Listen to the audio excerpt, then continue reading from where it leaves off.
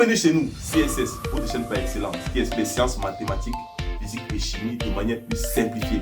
Alors, si tu as des problèmes dans ce chapitre, tu es au bon endroit. Surtout, n'oublie pas de liker, de partager et surtout de cliquer sur la petite notification qui est sous la page afin de recevoir les autres vidéos à venir. Quoi encore? Commençons!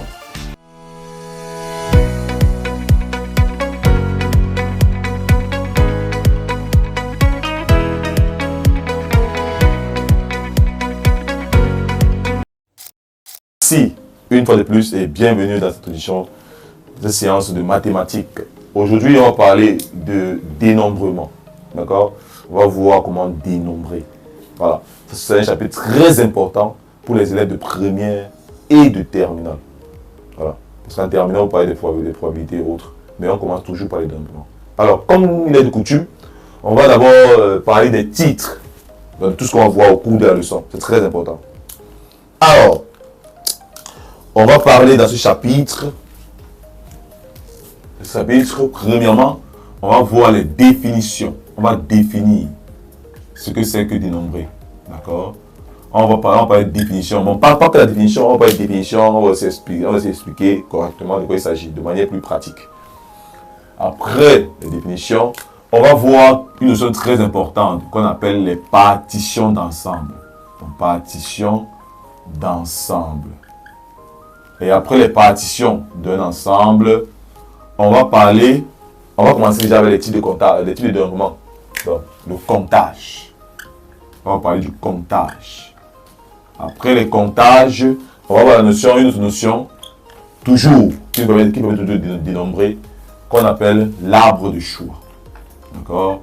On va voir l'arbre de choix. Ensuite, après l'arbre de choix, on va parler encore d'un autre type de dénombrement qu'on appelle le diagramme. Le diagramme. D'accord? Et après le diagramme, on va parler de quelques notions d'ensemble. Donc, ça c'est même avant. Donc, avant le diagramme, on va parler de notions d'ensemble et de formules. Donc, notions d'ensemble. Notions d'ensemble et propriété. Voilà. Et propriété.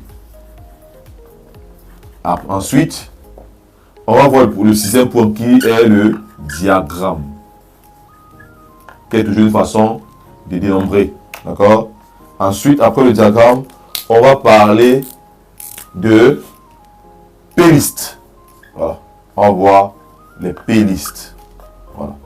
On voit les P-listes. Donc, ou un dénombrement et P-liste, c'est mieux. Donc, on va écrire, on va voir dénombrement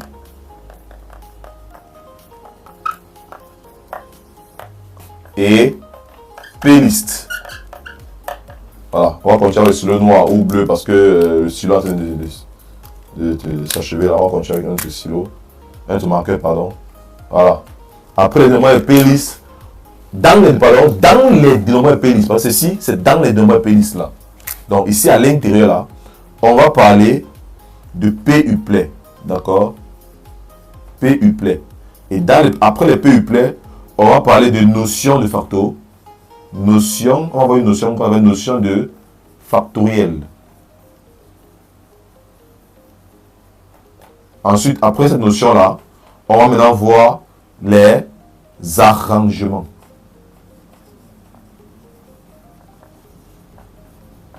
Après les arrangements, on va voir les combinaisons.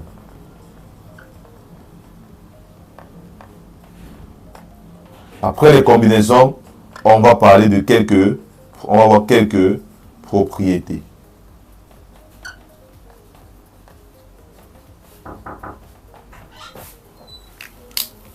Voilà. Donc, et ça sera tout pour le chapitre. Donc, je vous donne rendez-vous déjà dans les premières séances afin de commencer par le commencement, c'est-à-dire par les définitions et ensuite partir d'ensemble. Un chapitre très important. Restez scotché et laissez des commentaires. Merci.